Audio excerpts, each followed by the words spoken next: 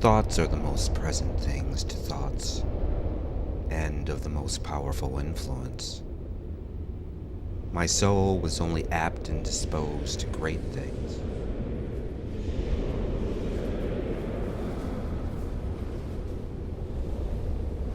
But souls to souls are like apples to apples. One being rotten rots another. I joined this industry in IBM because I believe that information technology has that potential. We are at the threshold of the next stage of computing. I began to speak and go. Nothing began to be present to me but what was present to me in their thoughts. Nor was anything present to me in any other way than it was so to them. Doesn't happen often, but when it does, the world is changed forever. If the last 25 years may serve as a criterion, then the IBM is predestined to expand in the next 25 years.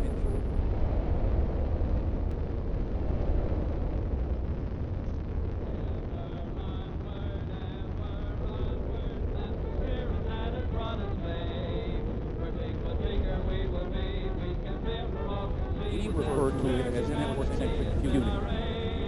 This term doesn't exactly roll off the tongue, but it isn't important to control it. It's important what it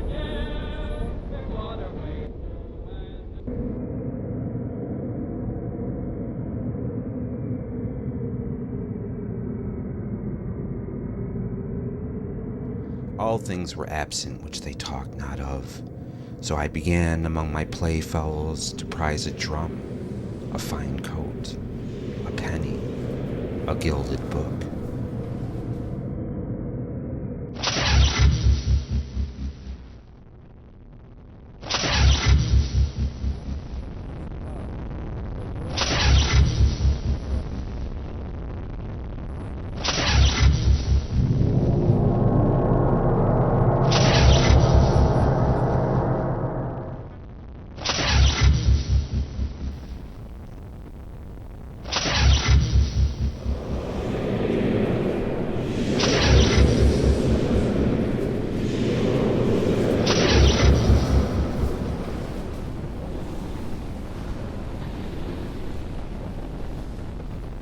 As for the heavens and the sun and the stars, they disappeared, and were no more unto me than the bare walls, so that the strange riches of man's invention quite overcame the riches of nature, being learned more laboriously, and in the second place.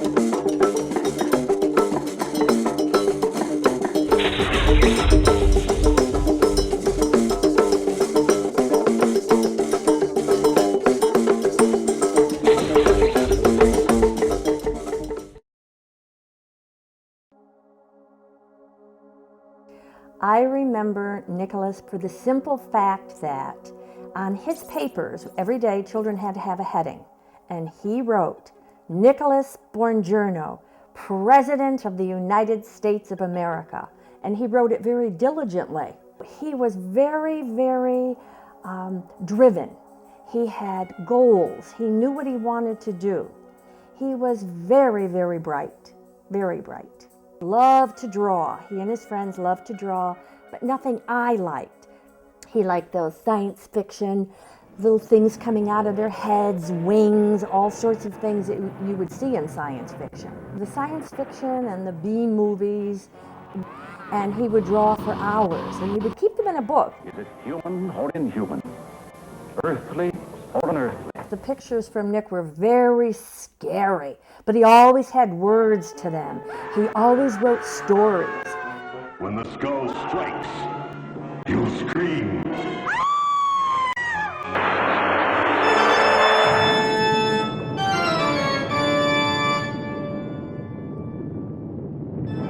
On the surface, this looks like your normal Halloween costume party. Scary music playing, and plenty of candy to go around. But all it takes is one closer look at the costumes to realize there's a purpose behind the party.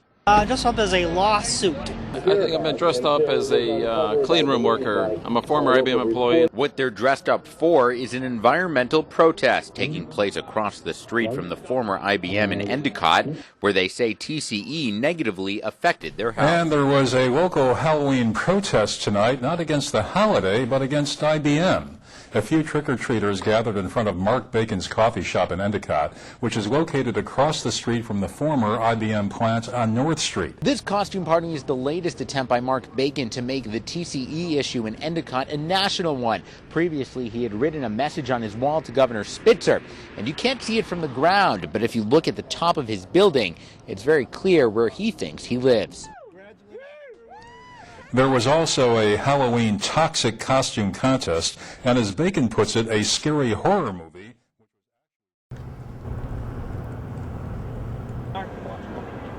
Ready to hit play or? Yeah.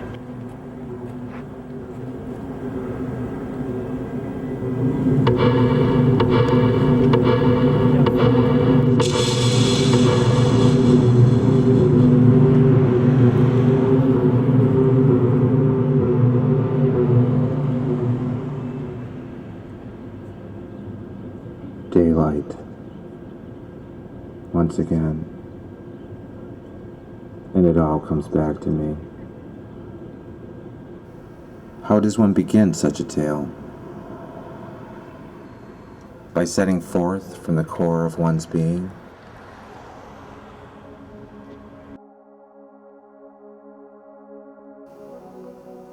Or by starting out at the farthest horizon? By plunging into the microcosm? Or by invoking the macrocosm? How does one decipher the pieces? Or is decipher even the right word?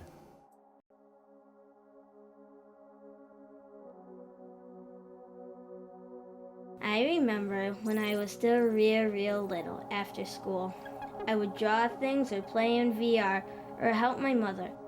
But sometimes when it was nice and cloudy out, my mother would put my smiley suit on me and we would go out and play. Those were the best times.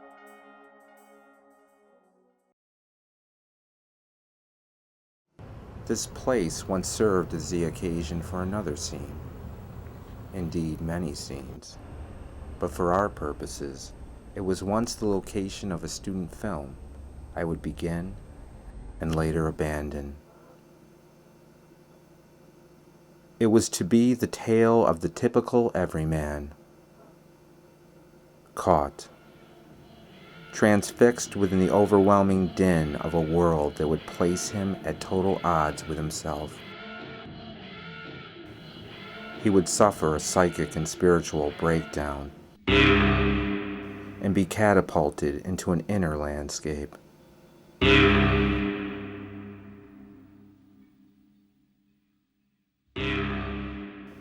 He would be forced to confront different aspects of his higher and lower self.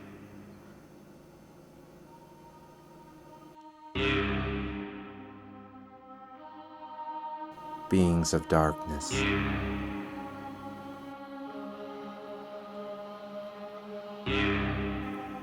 Elemental beings. And the guardian of a threshold that would ultimately transform and awaken him.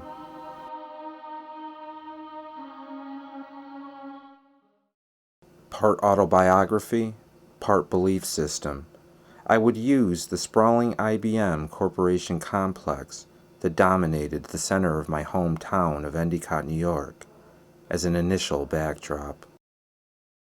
Block upon block of industrial and high-tech manufacturing would serve to symbolize the oppressive world that the main character would be trapped within, and would act as a cipher for our own age.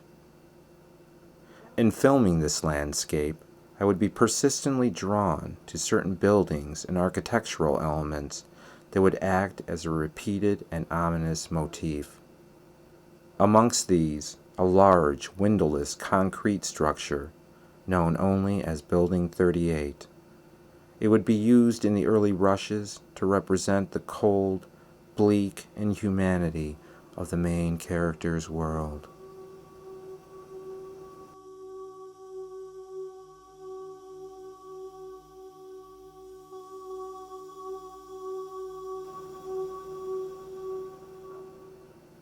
Work on this student film continued off and on until the lead actor, Paul Kalman, dropped out of the project, while I embarked upon a downward spiral into alcohol and drug addiction.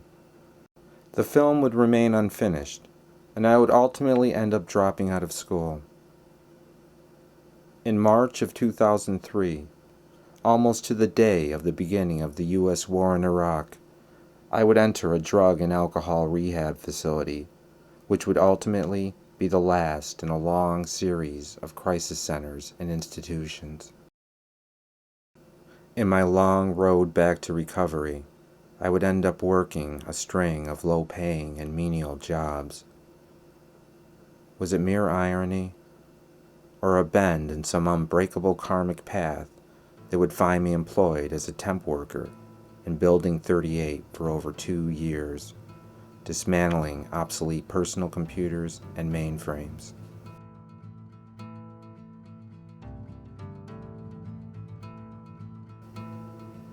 In a sense, IBM Endicott itself had become obsolete. At one time, a veritable city within a city, IBM Endicott had been considered the birthplace of the largest corporate entity on the planet, employing well over 14,000 workers. Through the 1990s, the company would downsize and outsource to foreign markets, shrinking its Endicott workforce to less than 10% of its peak employment, and relinquishing the community to the tide of an ever-widening Rust Belt. The vast acres of IBM real estate, presided over by its impressive federal-style buildings, would eventually be pawned off to a loose association of local wealthy business owners, financed by a shifting web of federal, state, and county economic development grants, entitling them to a vast array of property and sales tax loopholes. All of it perfectly legal, all of it perfectly convoluted.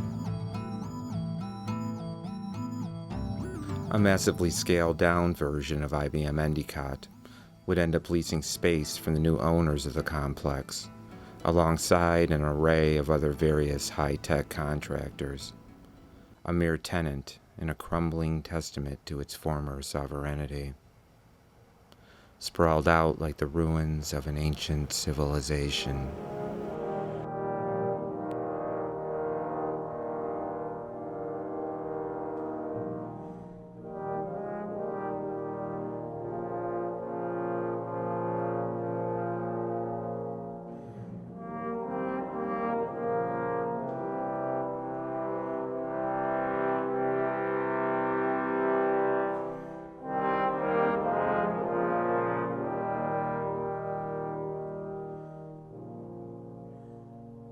Gone were the thousands of workers along Washington Avenue during lunch hour.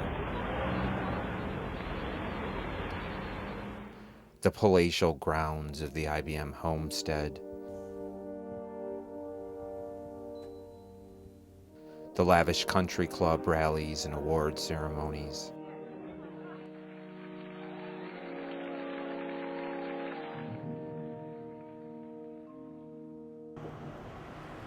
The parades and firework displays, accompanied by the IBM marching band and the thunderous choruses of the IBM theme song, Ever Onward. There's a thrill in store for all, for we're about to toast the corporation that's in every land. We're here to cheer each pioneer and also proudly boast of that man of men, our friend and guiding hand. The name of T.J. Watson means the courage none can stem, and we feel honored to be here to toast the first chorus.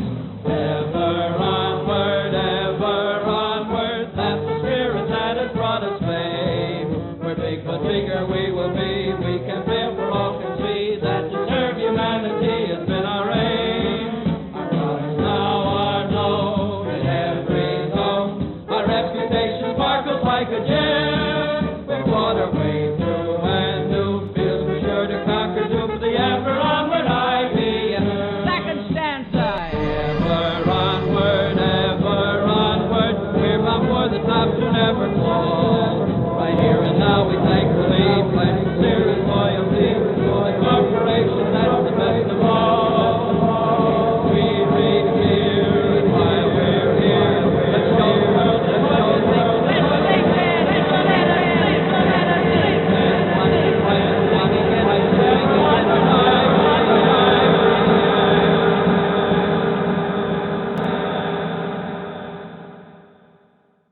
I felt honored. I felt honored to be working for Mr. Watson's team. I felt honored, but then I felt betrayed that these people would let Mr. Watson down, because I don't think this was his intent.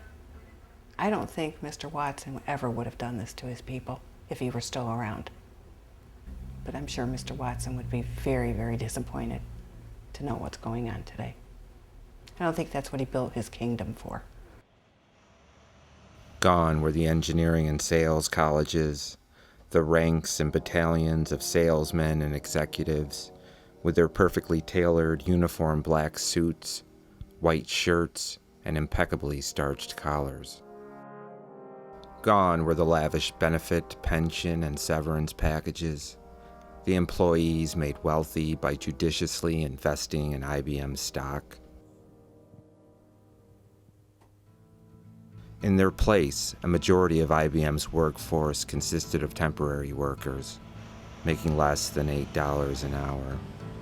A near indigent population, consisting of recent immigrants, parolees, the substance addicted, the learning disabled, and the mentally ill. They were employed in the dismantling and recycling of obsolete and least expired electronic equipment. Machines that were outmoded and forgotten, being salvaged for whatever market value they had left, like the people employed to salvage them. Remember when we moved here, I used to put the baby in the carriage and walk on the avenue, and there was a little shop, had all sorts of little knickknacks and whatever in the window, and on one wall they had a collection, probably 6 or 8 different porcelain plates, and these plates said, Endicott, New York, home of IBM. And I will never forget that. I thought, oh, we've come to a very impressive place. But this would not be the only legacy that IBM would leave in its wake in the village of Endicott. In 1979, IBM reported to the New York State Department of Environmental Conservation that a spill of over 4,100 gallons of chemicals known as volatile organic compounds, or VOCs, had occurred and had entered the groundwater located 18 to 30 feet below the ground surface. Somehow this stuff got into the groundwater. And under the state laws, that triggered a requirement on their part to inform the state that there had been a spill of some sort.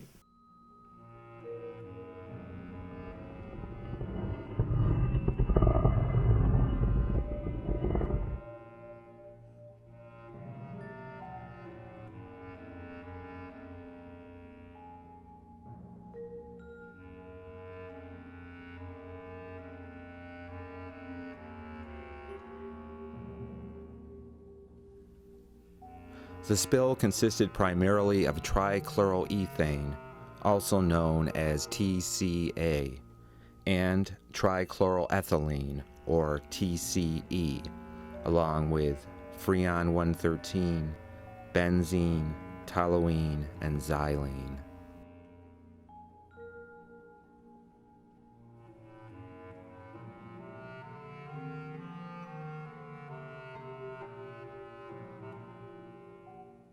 Neither TCE nor TCA occur naturally in the environment and have been associated with damage to the human central nervous system, liver, kidneys, and reproductive system, and cited as a probable cause of kidney cancer, leukemia, reduced fertility, birth defects, and early embryonic death.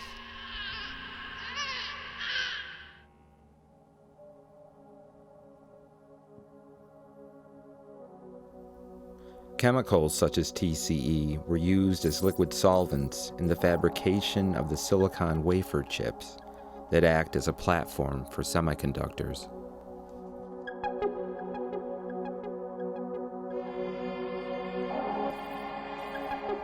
The solvents are used primarily in the photoresist process, creating a thin layer on the chip in which the microcircuitry is later etched, at sizes 1,000 times thinner than a human hair.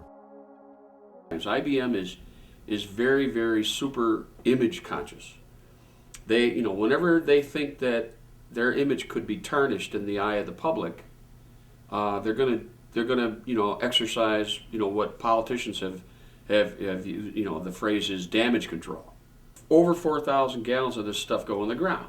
And IBM, wants, don't worry everybody, everything is okay. And essentially what happened was IBM, under the auspices of the DEC, essentially installed a number of monitoring wells, many tens of monitoring wells, to try to track down the nature and extent of the contamination that they had initially discovered in late '79.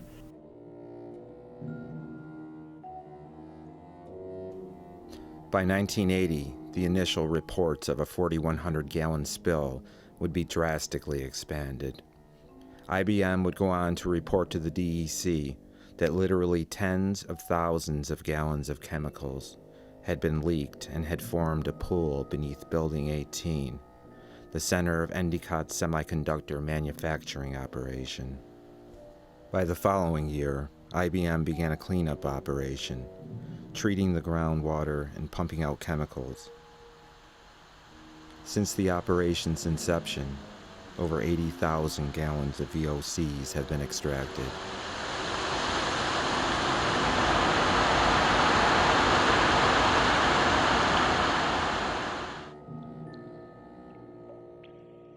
But even these sizable amounts would pale in comparison to figures reported to the New York DEC by IBM and correspondences that would appear in Environmental Protection Agency reports years later. Between the years 1977 and 1978, numerous spill incidents were reported. February 3, 1977, IBM reports a break in a water transmission line, causing approximately 40,000 gallons of rinse water to be diverted into the storm sewer for 6 hours.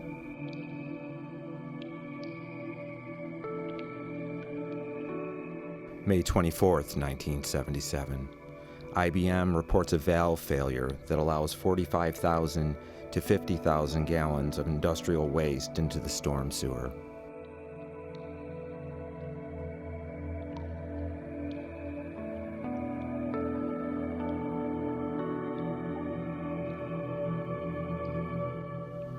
November 1977.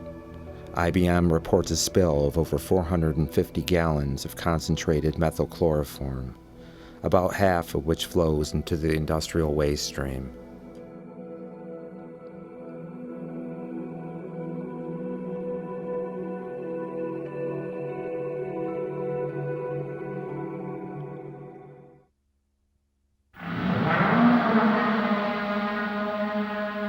January 26, 1978. A spill consisting of 1.75 million gallons of wastewater, consisting of what IBM terms an abnormally high discharge of methylchloroform.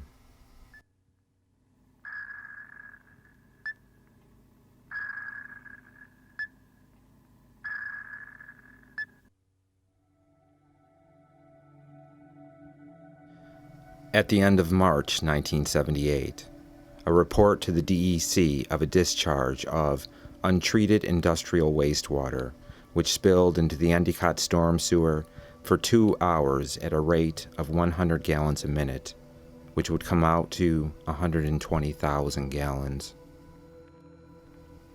This spill contained chromium, hexavalent chromium, copper, iron, and cyanide. And these amounts over the course of merely 2 years in a manufacturing operation that spanned over 4 decades.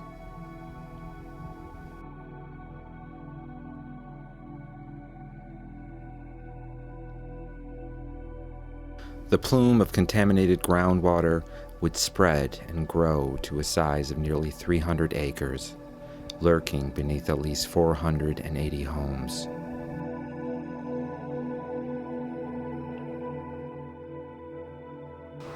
This chemical spill brought urgency to the need to protect and further study the effect that it was having on residents and former workers. Also, the need to fully understand the nature of the chemical plume and advance a more aggressive remediation program. For years, this massive 300-acre toxic plume existed like some sort of sleeping giant, known about by very few within the Department of Environmental Conservation, the State Department of Health, IBM, and others, but not recognized as a community threat. But was the giant really sleeping?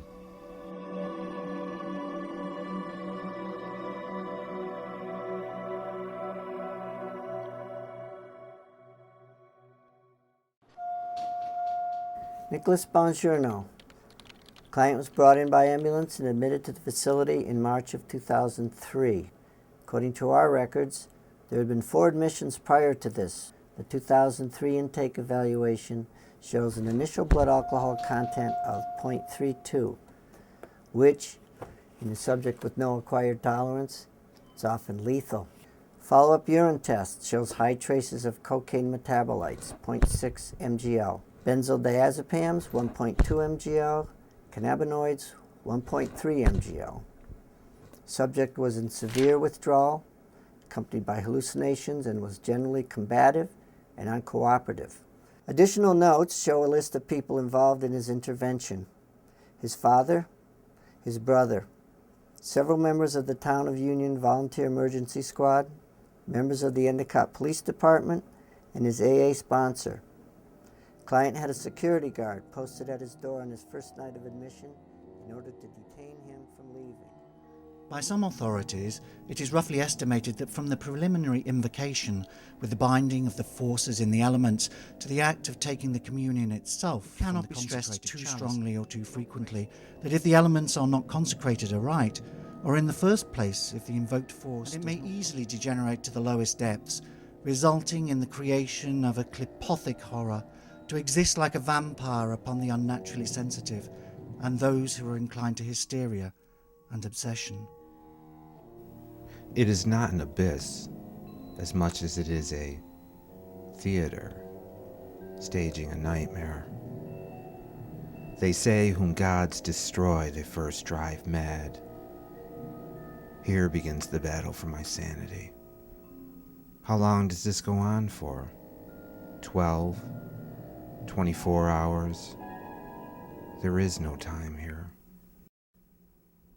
The disease begins the duel, barraging me with versions of its true face. It becomes a war of images. Each image more horrifically bizarre than the last. With each image it attacks with, I must counter. I fire out whatever images I can remember and summon up. Images that denote purity, wholeness, divine order. The frescoes of Florence. The mandala of Tibet. Glyphs of the Taro, Kabbalah. The disease will not let me repeat an image.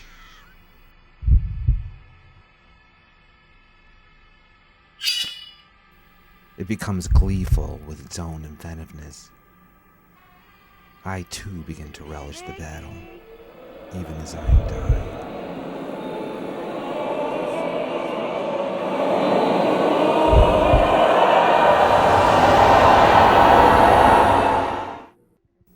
And then it is over. But it is never over.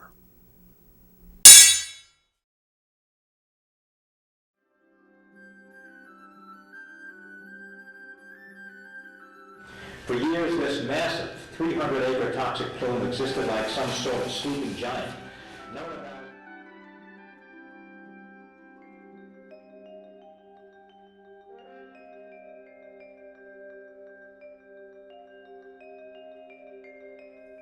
a sleeping giant. I mean, it's a big plume. It's under the village. Maybe that analogy is reasonable. The sleeping. The idea of the sleeping giant is that, yeah, that continues to grow unless there's a different methodology that a person discovers to fill that hole.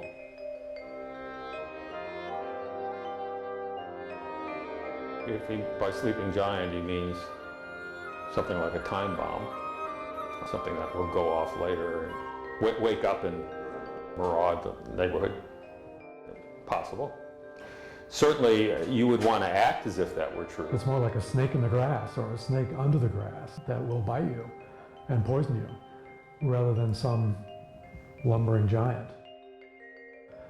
You might argue that a plant, a facility, is a sleeping giant, or a plant that is still operating as a still stomping around giant. I think of the plume as a sort of seeping, slithering phenomenon. The spill happened and we went about our business. I never really figured that there was any cover-up going on. And it wasn't until later that they determined that it was coming out and percolating up through the ground into the basements of the houses. And that's when the excitement started.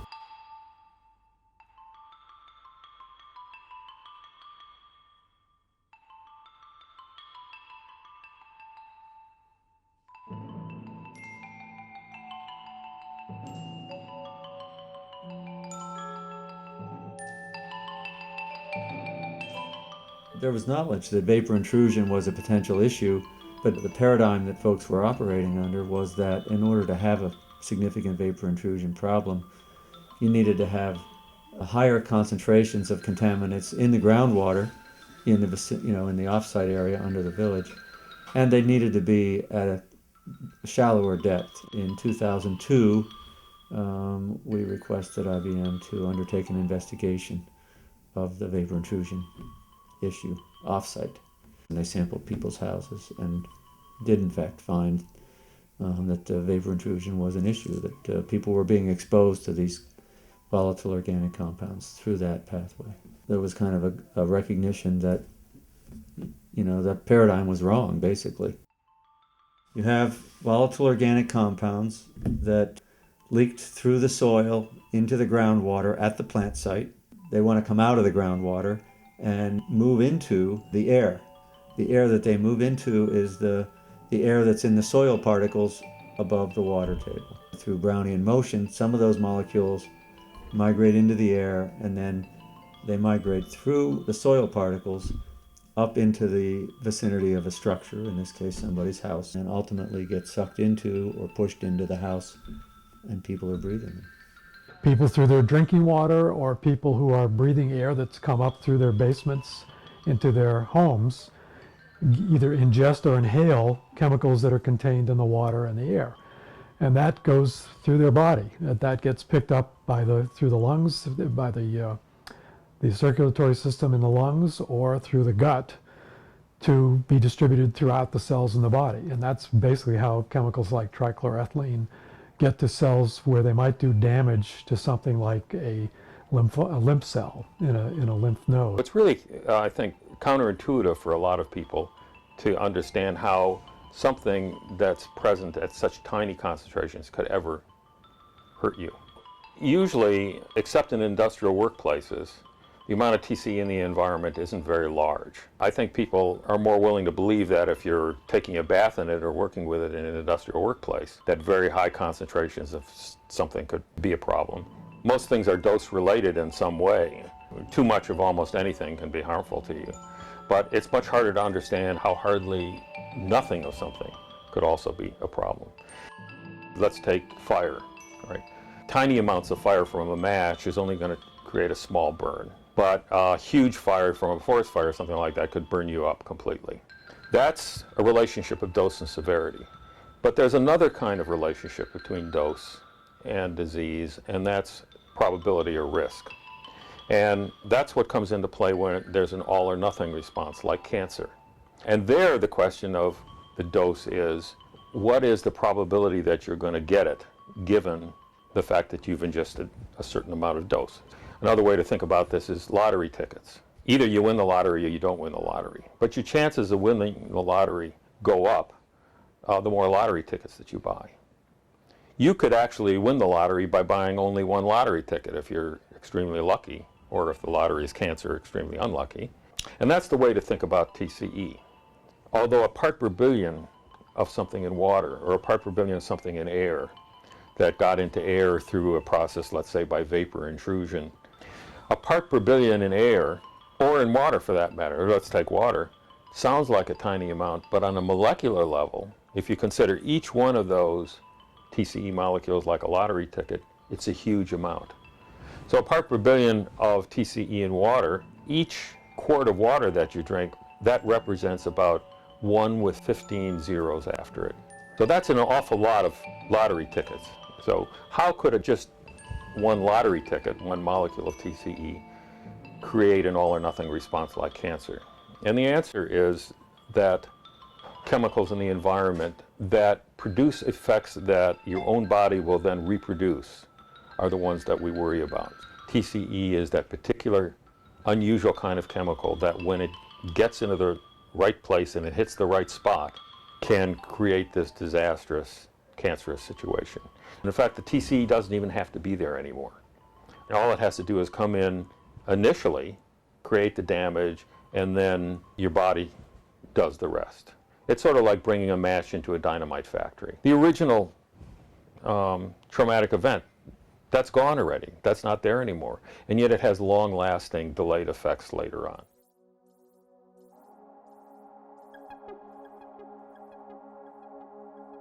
Well, I think the DEC installed ventilation systems in nearly 480 homes. So that's a lot of properties.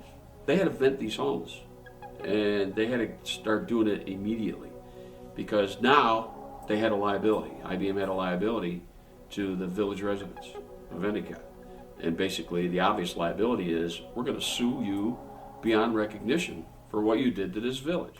Right up into the 70s and 80s, it was still that IBM was the do-gooder corporation that wouldn't do anything to your community. And I think when some of the words from these hazardous spills and the wastes and how they were getting rid of some of their byproducts came through, that it wasn't surprising that IBM tried to put a positive spin on it. You know, either to deny it or to act like it wasn't as serious as it was.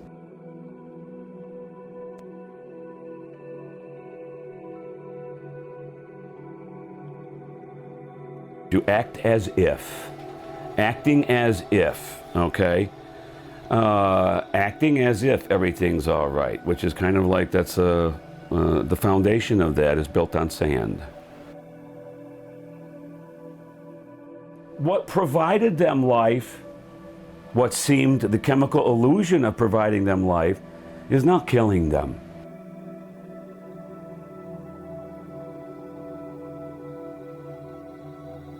The primary paradox of the process is that as the consequences begin to mount, there's an increasingly greater incentive to want to keep them buried, and the most immediate and visible consequences are the tip of the iceberg.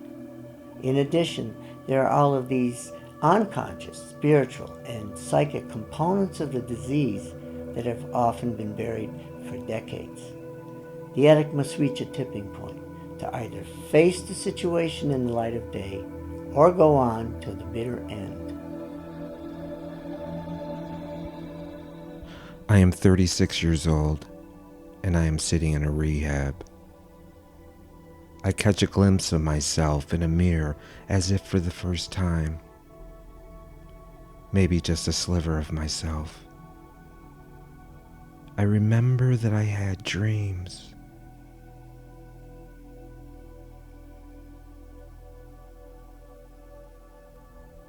There is a line drawn in the sand that represents myself in the world again. There is a flickering hope and a small feeling that is almost a voice. A beachhead of clear thought.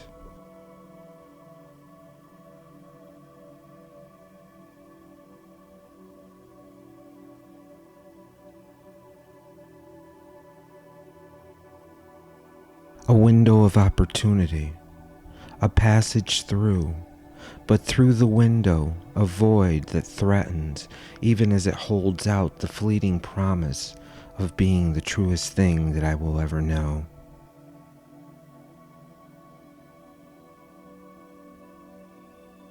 The hole gets bigger and bigger and bigger unless they discover how they fill the hole. And the trouble is, we've got a society that teaches us that we fill the hole from the outside.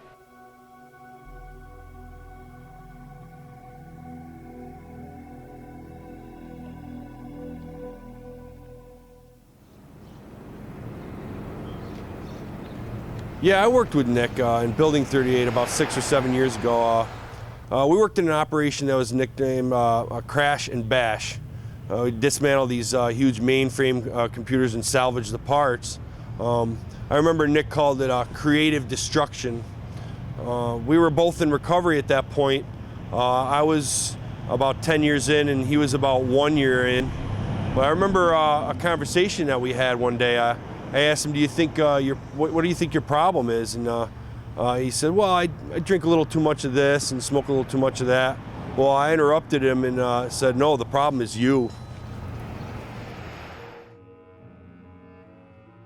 Thomas Watson, the founder and first president of IBM, was shy at social gatherings and church affairs. A look of dissatisfaction usually clouded his features. He did not go swimming with the other boys who enlivened the community of some 600 inhabitants, and in fact he never did learn to swim. Nor did he join other boys in the hunting and fishing forays so common to the place and time. He did, however, leave the mark of his identity around the village. He loved to write his name repeatedly on things in a bold and heavy hand, on the village monument, in the stairwell of the local public hall, and on other sites convenient for graffiti. The ego. Watson had a good one. I think he just saw himself as creating a world that he would want to live in. He thought the world should run like he wanted it to run. And I think he got upset when it didn't. I think he thought if he could just push his model through, no matter what the circumstances, no matter who he was dealing with, he would win. They would come around to his viewpoint that this is how you should run things. The addict has an unerring need to control and organize his world. Not only his or her own thoughts and feelings, but the world and the people around him. Yeah, I think Watson was a control freak to a degree. Obviously the dress issues, the work ethic, the constant push for the corporate culture. It's funny, control freak to a degree. I think he let some of the managers below him run it to the nth degree, but I know if you start reading some of the early origins of it, Watson could come in and change everything if he didn't like the way it was working. He or she will construct elaborate methods or schemas to control things. I think he realized he created an entire corporate culture where they knew they were on top of the world. They were number one. They were number one here in Endicott. They were number one in Broome County. They were number one in New York State. They're number one in the country for the sales and the types of product lines. And it just generates, in their mind, even bigger and greater things. if we can do this, we can do that. And when reality begins to deviate from the schemas, the addict will begin to lie, not only to others, but to himself. It's that euphoria that the addicts get. You know, they've taken the recreational drug and they've got that absolute high, and nothing can touch them. They're invincible, they're immortal, which is why usually those are the ones, when they get to that point, they also go over the edge. At some early developmental stage, the ego is set off balance due to some lack, some deprivation that stunts the ego's need for expression. And these initial disturbances begin to ripple outward, like waves in a pond when a stone is thrown. But often, instead of the ripple subsiding, they can get stronger and even become a torrent.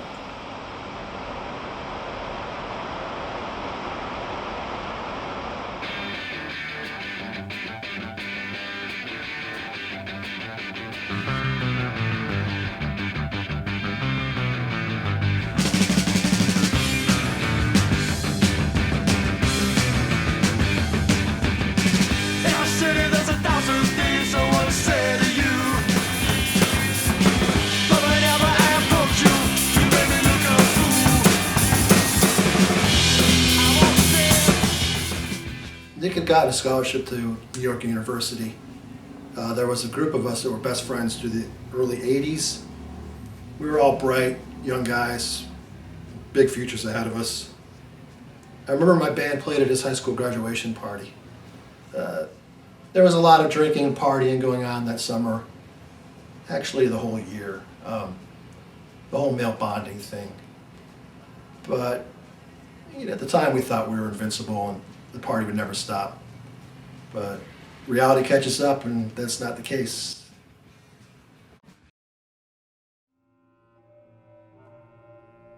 They were on top of the world. The money was good. The employees were happy. We made really good money. I started in 1977. After about a year, I got a job with the IBM Country Club and worked there for 14 years as a greenskeeper. Yeah, they would bring up truckloads of contaminated soil, barrels of who knows what. They would bring it up there behind the homestead and dump it there. And at the time, they had me taking the backhoe and covering it up with soil, with dirt and mixing it in with the soil. And I didn't know any better at the time. I just didn't really know what it was. All I remember is go dump this stuff, pretty much keep your mouth shut, and that was about it. Well, my husband came home one day and told me that a friend of his parents had told him about these tractor-trailer-sized dump trucks that were hauling material, earth, out of the Struble Road, Robinson Hill area, and nobody really knew about it. Then about a decade later, my daughter got leukemia. And, the doctor said there's no way to tell how she got it. As kids, we played. We played in the woods, we played with our close neighbors, but we didn't go very far. We went back in the woods. And in the woods, there was a creek, and the creek was between Struble and Sally Piper, and we did tons of playing back there. And I would walk between my house and my best friend's house that was on Struble, and we would play. And then when I got sick, I was 16 years old. I can remember the day of it. I can remember how the weather was. I can remember that it was raining. I can remember what I was wearing, black sweats, a red sweatshirt. I remember that my brother was at an orthodontist appointment. My dad had to take me to the doctors, go drop him off, go pick up me, get me admitted to the hospital. Then I had to wait in a room in the hospital alone. My mom was on her way from work. My dad had to go pick up my brother, and I sat there alone, waiting, thinking, what's going on? you know. It wasn't just the workers working on the assembly line and then they go home. It was the corporate workers working the assembly line, and when they go home, they live IBM. They still dress that way, they think that way, they play golf at the IBM facility, they enjoy each other's companies, they have the dinners, you have the IBM orchestra, you have the IBM Glee Club, the choir, you have the IBM songs, which is, ever onward. They create this whole culture that is the IBM world. If Watson's ghost, his spirit is, and it's still felt around this community, but I think the one place I would think his spirit, his ghost, is still hovering around is the IBM homestead. I admit it was quite spooky sleeping in the same bedroom as Thomas Watson, who I know was in this bedroom at the very time in the 30s when he was collaborating with the Third Reich on a day-to-day basis involving the conquest of Europe and the destruction of the Jews. IBM was a cultic company. We have two individuals. We have Adolf Hitler, who is known as Der Führer, which in German means the leader. And we have Thomas Watson, who in America was also called the leader. The Nazis wore brown, the IBMers wore blue. Hundreds of thousands massed for the Nazi rallies, thousands massed, tens of thousands massed, right here in Binghamton for these IBM rallies. They followed their fearless leader in both cases. These were cultic corporations. And we always made it clear what IBM knew and didn't know when they were undertaking their collusion with the Third Reich. I can tell you this, the Holocaust that we know, the astronomical Holocaust, this is the IBM Hollerith Holocaust. Without IBM organizing the names, organizing the trains, organizing the banks, organizing the death camps, the numbers would have been vastly different. For heaven's sakes, there was an IBM customer site in every concentration camp. The Auschwitz tattoo itself began as an IBM number. IBM is completely willing to see people die as a byproduct of its commerce. Why did they do it? It was never about the anti-Semitism. It was never about the National Socialism. It was always about the money.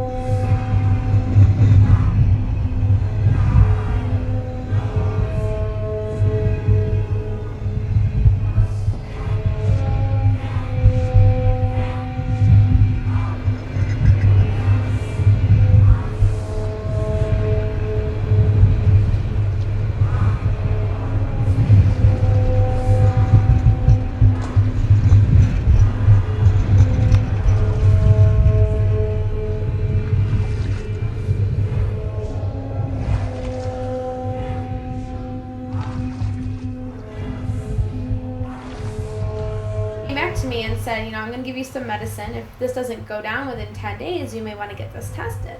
And I said, well, tested for what? What could it be? And he said, well, it could be cancerous. So I immediately, I mean, you tell a 17-year-old girl they might have cancer, I flipped.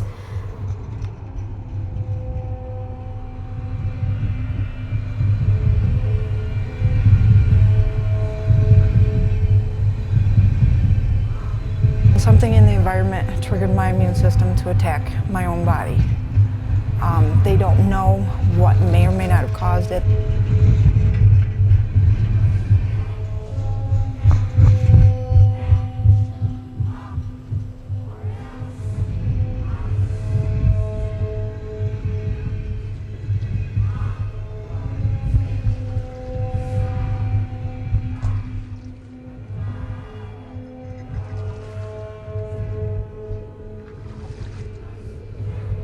And a bone scan showed that up like someone turned on a light bulb. And then from there, they at least knew that there was a tumor. Then they did a biopsy and found out there was non-Hodgkin lymphoma. But unfortunately, by this time, it had gotten to the point where my leg actually broke.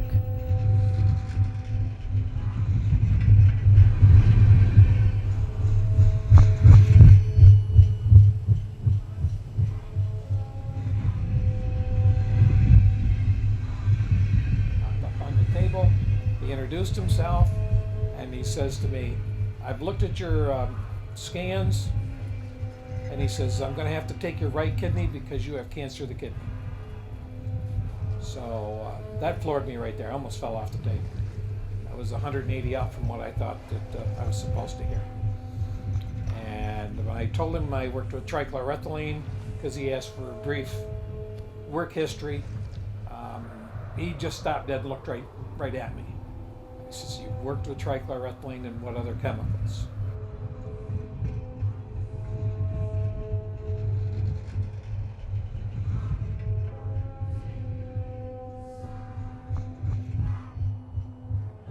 I was allergic to my family. They talked a bubble, putting me in a bubble. They talked about sending me to California to put me in a detox.